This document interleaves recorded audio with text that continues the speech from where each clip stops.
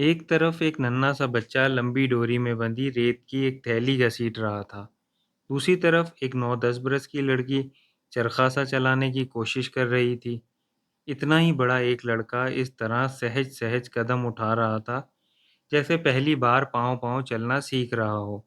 पानी से भरे एक बर्तन के किनारे एक बच्चा इस बर्तन में दूर तैरती हुई बत्तख की तरफ हाथ बढ़ाता। बार बार बत्तख करीब आ जाती और नर्स फिर इसको दूर हटा देती।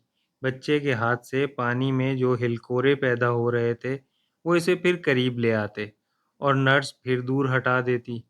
3 पहियों वाली कई साइकिलें थीं, जिन पर बैठे हुए बच्चे अपने पाँव को खींच खींच कर पैडल घुमाने की कोशिश कर रहे थे। ये जगह किसी नर्सरी स्कूल का एक कमरा लगती थी, लेकिन दरअसल ये अस्पताल का वो हिस्सा थी जहाँ इंसान से उसके मफलूज अज़ा को फिर से काम में लाने की मशक करवाई जाती थी। ये खिलौने, थैलियाँ, चरखे, लकड़ी के ब्लॉक, छोटी-मोटी मोटरें और अजीब-अजीब किस्म के पहियों और पैडलों वाली साइकिलें यहाँ इसी इलाज के लिए इकट्ठी की गई थीं। इनसे खेलने वालों में से हर एक के किसी न किसी अज़ू में कोई न कोई खराबी थी। इसी को दूर करने की कोशिश में ये सारा इंतज़ाम किया गया था। इस अस्पताल के एक और हिस्से में मुझे भी अक्सर अपना खून जाँच के वास्ते देने के लिए जाना पड़ता था। आते-जाते मैं इस कमरे में ज़रूर रुकती थी। यहाँ की नौजवान और लायक निगरान से भी मुझे मोहब्बत थी।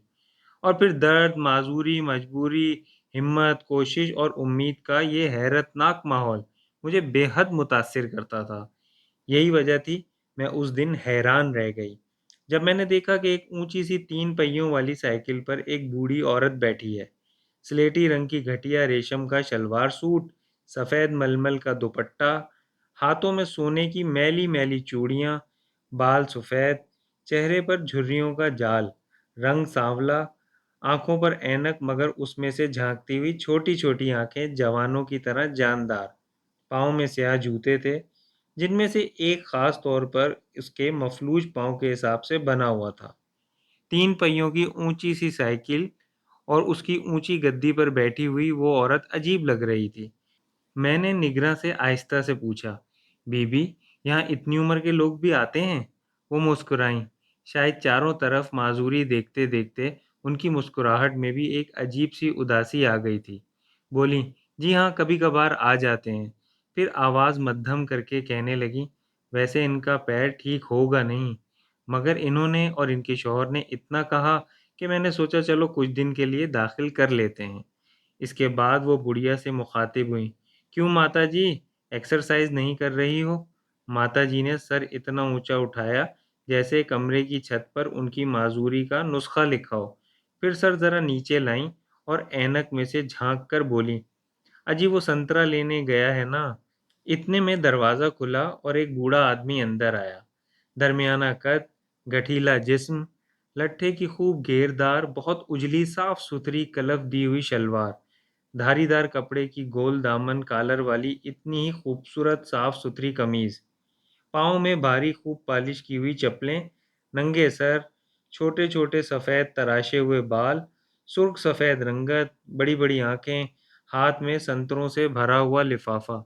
इसको देखते ही अंदाज़ा होता था कि बड़ी नफीस इमारत थी जो खंडर हो गई। वो सीधा अपनी बीवी के पास गया और इसके पाँव के पास ज़मीन पर उकड़ू बैठ गया। बुढ़िया ने इसके बैठते ही पाँव आगे बढ़ाकर पैडल चलाने की कोशिश की और बूढ़ा इसके पैर पकड़कर इसे सहारा देने लगा। बुढ़िया आगे को जोर लगाकर पाँव बढ़ाती, बूढ़ा इसके टखने और जूते को पकड़कर पाँव को आगे खींचता और चक्कर पूरा हो जाता। थोड़ी देर बाद वो हाँफने लगा।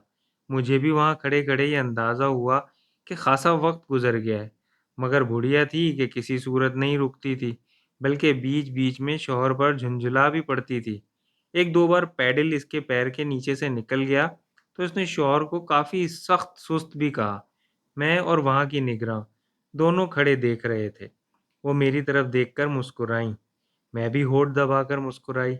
हम दोनों भी शौहर वाले थे, बड़ा अजीब लग रहा था। फिर मैं अपना खून देने चली गई।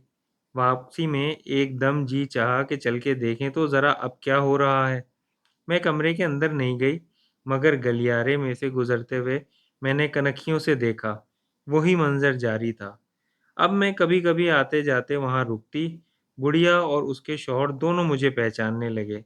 अलैक-सलैक मिजाज पुरसी होने लगी।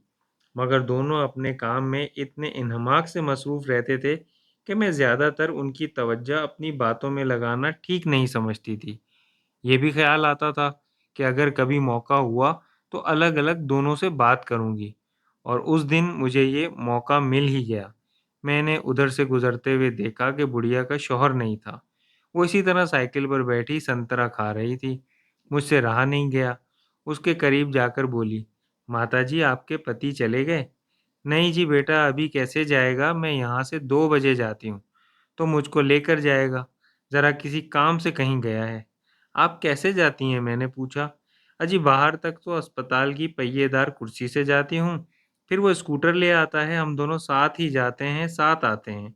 मैंने बेहद मुतासिर होकर कहा, "आपके पति बड़े अच्छे आदमी हैं, आपकी इतनी सेवा करते हैं, और कोई मर्द होता तो ऐसा कभी ना करता।" इसने ऐनक के शीशों में से बड़ी मानेखेज़, तंज़-आमेज़ निगाहों से मुझे देखा। फिर एक पल चुप रहकर मुझसे बोली, "अब किसी और मर्द को तो मैं क्या जानती हूँ बेटा, पर सेवा तो मैंने भी इसकी कम नहीं की। 15 बरस की ये मुझे ब्याह के लाया था। मैंने इसके घर में बर्तन मांजे, झाड़ू दी, खाना पकाया, 15-15, 20-20 जनों के लिए रोटी थोपी, कपड़े धोए, पापड़-वड़ियाँ, अचार बना के बेचती थी। मेरे मैके से जितनी मिठाई, फल फ्रूट आते थे, सब ये और इसके सगे खाते थे। 50 बरस तक।"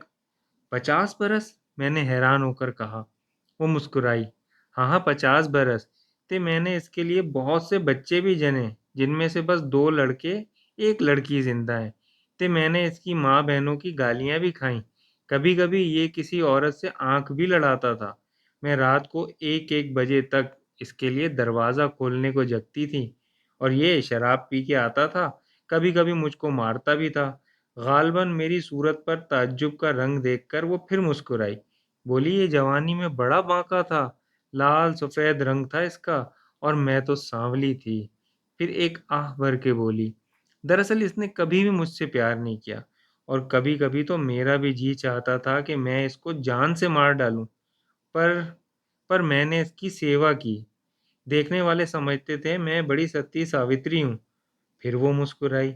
मैंने इसकी बात काटी, "मगर अब तो कोई सोच भी नहीं सकता कि ये आपको मारते भी थे। अब तो।" वो बड़े ज़ोर से हँसी। मुँह इतना खुल गया कि इसमें रखी हुई संतरे की अध-खुली फाँक दिखाई देने लगी। "बुड्ढा हो गया है ना, अब क्या मारेगा?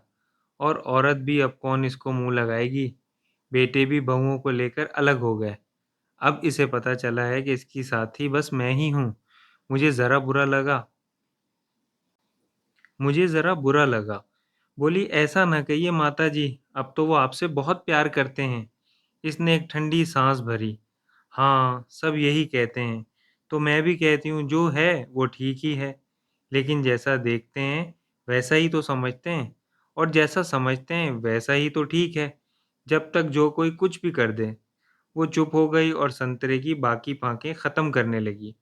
मैं बाहर निकली तो उसका शौहर मुझे बाहर के फाटक से अंदर अस्पताल में दाखिल होता हुआ मिला, और मैं एकदम से उससे मुखातिब हुई। "आप बड़े कमाल के आदमी हैं भाई साहब। अपनी बीवी की इतनी देखभाल और खिदमत करते हैं आप। भला कौन मर्द होगा जो यूँ घंटों अपनी बीवी के पैर पकड़े बैठा रहेगा?" इसने पहले तो मुझे ज़रा हैरानी से देखा, फिर कुछ तंज़िया अंदाज़ में मुस्कुराया, फिर हिचकिचाते हुए बोला, "अजी, बात ये है कि मेरे 2 बेटे हैं, 2 बहुएँ हैं, बेटी-दामाद भी हैं, पर आजकल औलादों का एवें ही हाल है, और अब मुझे पता चल गया है कि मेरा साथ देने वाली यही है। सो काली, सांवली जैसी भी है, मैं इसकी सेवा कर रहा हूँ। कोशिश कर रहा हूँ कि ये बिल्कुल ठीक हो जाए, इसके हाथ-पैर ठीक से काम करने लगें।" मुझे एकदम उस बुढ़िया पर गुस्सा आने लगा। देखो तो ज़रा, ये एक बेचारा है कि इतने खुलूस से खिदमत कर रहा है, और एक वो है कि इसके बुढ़ापे का मज़ाक उड़ाती है। चुनांचे मैंने इंतहाई एहतराम और हमदर्दी के साथ कहा, "आप बहुत अच्छा कर रहे हैं भाई साहब, ऐसा तो होना ही चाहिए।"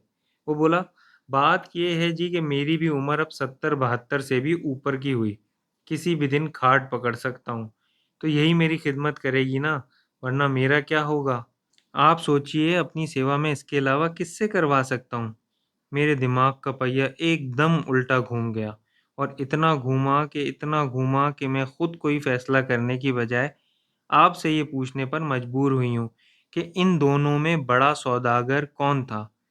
अगर आपको हमारी आज की ये कहानी पसंद आई हो तो इसे लाइक शेयर करें और ऐसी ही बेहतरीन कहानियाँ सुनने के लिए रीडर्स रिपब्लिक को सब्सक्राइब करें।